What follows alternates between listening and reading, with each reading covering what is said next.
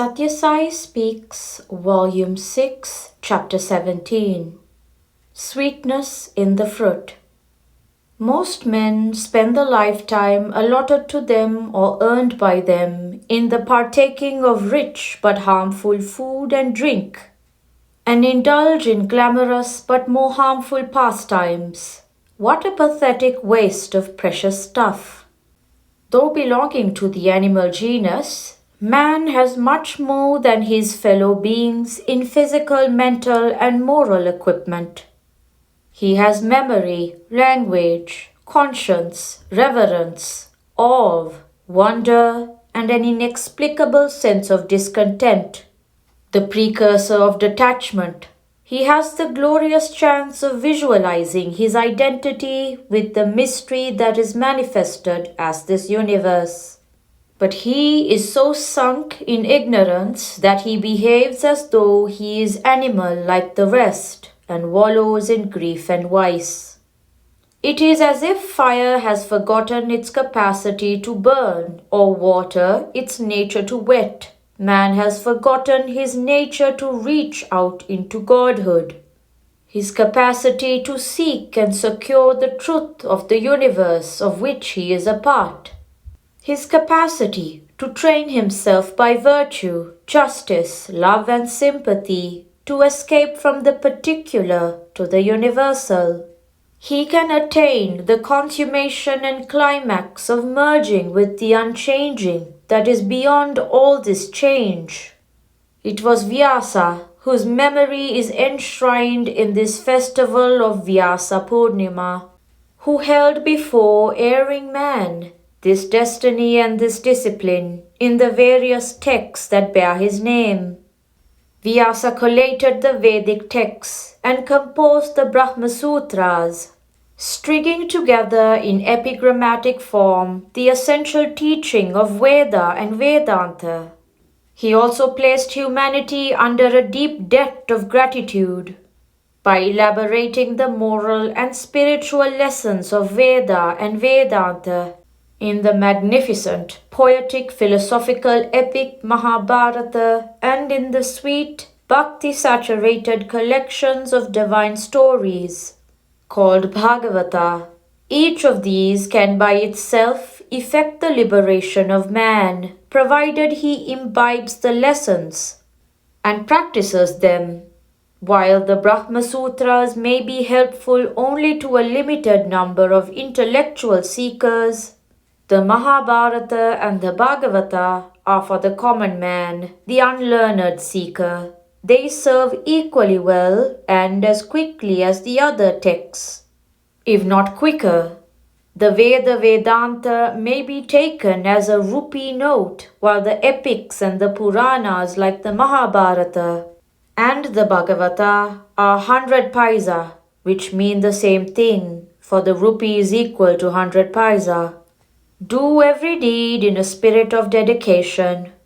The Puranas and the epics teach the path of devotion and surrender. They ask that man should do every deed in a spirit of dedication. Allow the wind of doubt or the sun of despair to affect the pot of ananda you have filled, and it will evaporate quickly. But keep the pot in the cool waters of good company and good deeds. It can be preserved undiminished forever. Ananda too grows when you dwell on it in silence and recapitulate the circumstances which yielded it. That is why manana is held so important a part of spiritual effort, like the child which throws off its toy and starts crying. You too must realize the paltriness of the toys of fame and fortune and call out for the mother. The child feels that all else is trash before the love of the mother and the blessedness of her presence. One should not aspire for anything less. Kalidasa in the court of Bhojaraja was insulted by the senior poets and scholars who were jealous of his attainments. He was poor, and that was enough reason for them to look down upon him. When the tank is full, the frogs sit around its bank and croak, When it is dry, no frog leaps by its side.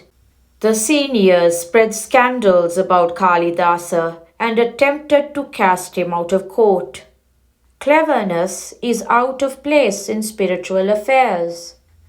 Kalidasa knew of only one person who was free from jealousy and pride, and that was Kali, the mother. So he went to the Kali temple and prayed before the mother to assure him of high status among poets.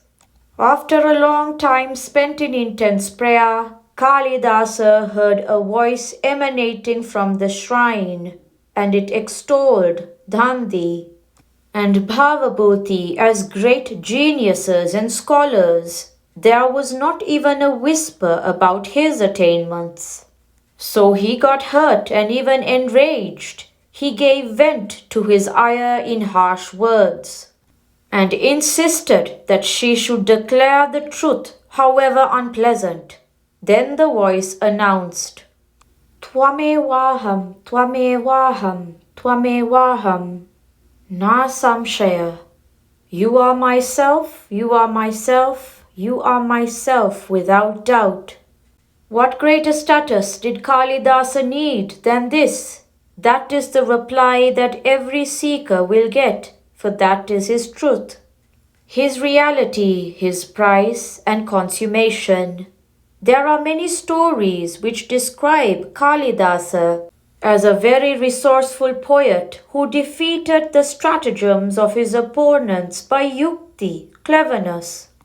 But his bhakti was much greater than his yukti. I am reminded of the cleverness of a householder when he heard at midnight the noise of his house being broken into by thieves. He guessed that they were within earshot, and so he asked his wife loud enough to be heard by the thieves, Why are you torturing me thus, asking me to bring back all your jewels that I have pledged with the Marwari? I know that all your gold has gone to him, and you know that I have not even a rupee with me. Let good times come, I shall certainly recover them and give you. But now, you need not be told that the thieves left to enter some other house that night. They left the house that had no gold, not even a rupee. Such cleverness is out of place in spiritual affairs, where all artifice and artificiality are impediments rather than helps. It is when cleverness increases and chokes sincerity and straightforwardness in spiritual matters, and in the relationship between God and man, that the avatar comes. As the health minister of Mysore said just now, cleverness degenerates into conceit, and that makes man forget God, who is the inner motivator. Learn the art of operating the human machine. You may have a costly transistor or watch or phonograph with you, but if you do not know how to use it efficiently, they are mere lumber. Now imagine what a wonderful machine you yourself are. Should you not know how to operate it and get the best results out of it? What is the benefit if you use a sharp silver-hilted sword to cut vegetables? Indian seers discovered the art of operating this human machine, but their descendants have allowed that art to decline. The teachers have no desire to learn it, have no qualification to practice it, or enthusiasm to discover it. The leaders of the people who are in charge of government are unaware of it. Provided there is the thirst to know it, even one sage who is adept in that art is enough. One can light their lamps at the flame of that sage.